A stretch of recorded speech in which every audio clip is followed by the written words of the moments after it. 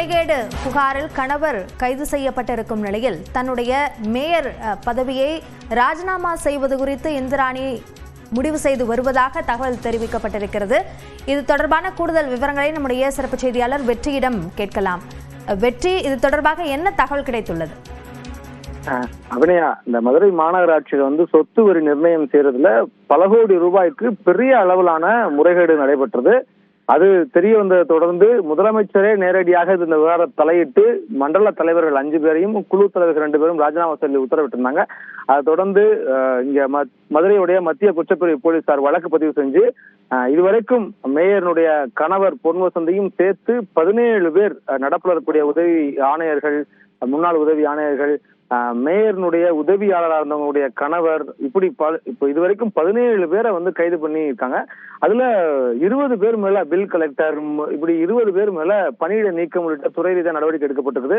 இது பெரிய பரபரப்பா இந்த விவகாரம் அப்படிங்கிறது தொடர்ந்துட்டு இருக்கு. இந்த நிலைமையில தான் நீதிமன்றம் ஒரு உத்தரவிட்டு டிஐஜி அபினவ் குமார் தலைமையில சிறப்பு குழு அமைக்கப்பட்டு அவங்களுடைய விசாரணையும் தீவிரமா நடத்தப்பட்டு வருது. அதனுடைய தொடர்ச்சியாகத்தான் மேயர் இந்திராணியினுடைய கணவர் பொன் வசந்த் இதுல இந்த முறைகேட்டில் தொடர்பு இருப்பது கண்டறியப்பட்டு அவர் நேத்து சென்னையில கைது செய்யப்பட்டிருக்காரு. இந்த விவகாரம் வெளியே வந்ததுக்கு பின்னாடி தொடர்ச்சியா சென்னைக்கு போயிட்டு வந்துட்டு இருந்த பொன் வசந்த் நேற்று சென்னையில வச்சே மதுரை மத்திய குற்றப்பிரிவு போலீசாரால் கைது செய்யப்பட்டு இன்று மதுரைக்கு அழைத்து வைக்கப்பட்டிருந்தது. மருத்துவமனையில் அவருக்கு உடல் பரிசோதனை செய்யும் பொழுது கொஞ்சம் ரத்த அழுத்தம், அப்புறம் சர்க்கரை எல்லாம் அளவு அதிகமா இருக்கிறதுனால அவர் இப்போது சிகிச்சைக்காக அரசு ராஜாஜி மருத்துவமனையில் அனுமதிக்கப்பட்டிருக்காரு.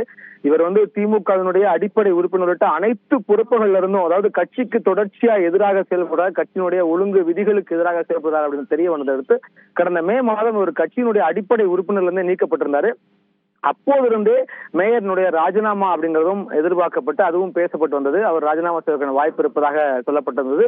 இந்த நிலையில தான் இப்போ கணவருடைய கைது செய்யப்பட்டதை தொடர்ந்து கணவருக்கு என்று தனி அதிகாரம் கிடையாது. அவர் மேயரினுடைய அதிகாரத்தை தான் துஷ்பிரயோகம் செய்து அவங்களுடைய அதிகாரத்தை தவறா பயன்படுத்தி தான் அந்த முறைகேடுகளுக்கெல்லாம் அவருக்கும் தொடர்பு இருக்கின்ற தகவல் வெளியே வந்திருக்கு.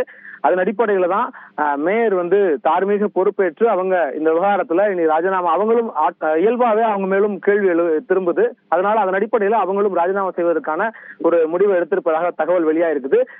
விரைவில் அதற்கான அதிகாரப்பூர்வமான ராஜினாமா கடிதத்தை அவர் ஆணையத்தை கொடுக்கிறதுக்கான வாய்ப்புகள் இருப்பதாகவும் தெரியப்படுது. இதை தொடர்ந்து மண்டல தலைவர்கள், சில கவுன்சிலர்கள் இவங்க மேலெல்லாம் கூட போலீஸ் ஒரு காவல்துறை நடவடிக்கை எடுப்பதற்கான முயற்சியில் ஈடுபட்டிருக்காங்க. அபிநயா, மேயர் இந்திராணி அவருடைய சூழல் குறித்த விரிவான விவரங்களுக்கு நன்றி வெற்றி.